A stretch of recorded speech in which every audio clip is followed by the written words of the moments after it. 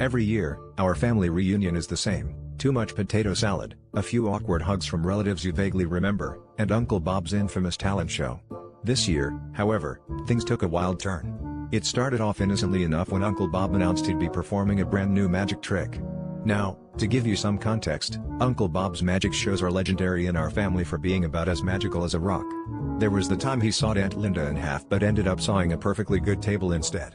So you can imagine our surprise when he promised something spectacular.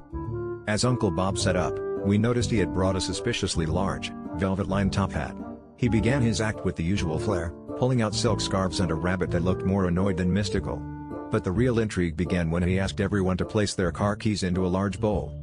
"Trust me, folks, this is going to be the trick of the century," he proclaimed with a wink that suggested either he had something genuinely amazing planned or he was hiding some serious stage fright. The moment of truth arrived, and Uncle Bob plunged his hand into the bowl, pulling out keys with a flourish. But instead of revealing the trick, he started handing them out one by one to the wrong owners. The Smiths got the Johnsons' minivan keys, Grandpa got the keys to a car he'd never seen before, and Aunt Carol ended up with a set she swore belonged to her long-lost cousins, the Rosens. Chaos ensued as the family tried to figure out who had whose keys.